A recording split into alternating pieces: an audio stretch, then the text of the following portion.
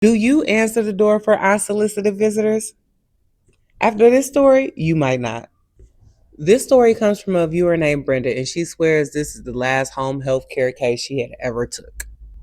She says she was caring for a 97-year-old woman. We're just going to call her Betty, and Betty had dementia and a bit of a habit of wandering off.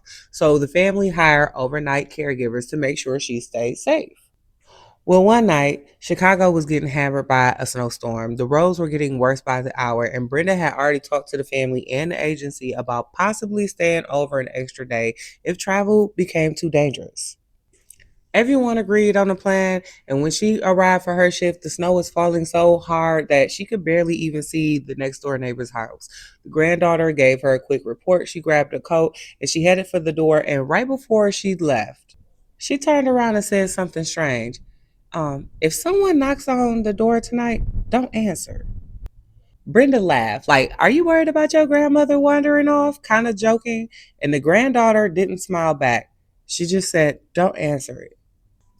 Hey, now come take a listen. I have a story and it's creepy. It is time for a Denise.Jewels story. Once the granddaughter left, the house suddenly felt a lot bigger and a lot quieter. The night went on as normal, and Brenda helped Miss Betty to settle into bed. She sat there, she watched some TV, and she scrolled on her phone. And around midnight, knock, knock, knock. Not a frantic knock, just enough to make her look up. And she checked the clock and she said it was 12:03 a.m. Then she looked out the window and seeing that the snowstorm was getting worse. And she said she wasn't about to answer that door, so she ignored it.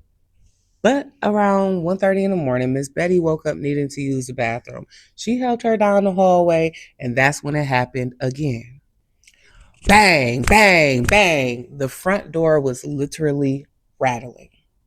And before Brenda could even react, Miss Betty moved faster than she had ever seen, and she rushed right to that front door. The door swung open, and standing outside were two people, a man and a woman, both dressed too nicely to be in a blizzard.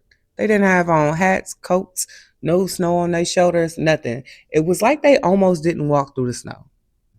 And shout out to Wanda for fueling this story time, and she bought me a coffee. Thanks, boo. The woman smiled. May we come in? Miss Betty answered before Brenda could even speak. Oh, yes, child, come in. Both of y'all, come in.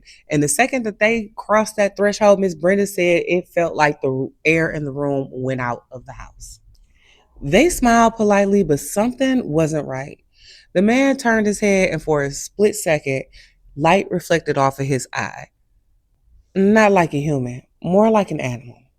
Brenda said her stomach dropped right there in that moment, and she was trying to convince herself that she was imagining things, but then she glanced at the mirror in the hallway. The reflection showed her, Miss Betty, the furniture, and everything except for the visitors. Where their reflection should have been, there was nothing standing there, and Brenda said all of her instincts instantly started screaming.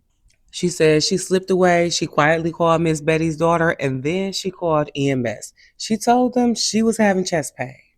The moment that EMS arrived, she walked out of that front door and she never looked back. She resigned the next morning. But this is the part that bothers her the most. Every once in a while, she goes back to that neighborhood because she has friends that stay over there. And if it's after dark, sometimes she'll see Miss Betty still standing in the door. So let me ask you, if someone knocked on your door during a blizzard one night, would you answer it? Let me know what you think down in the comments. And as always, have your best spooky day. Bye.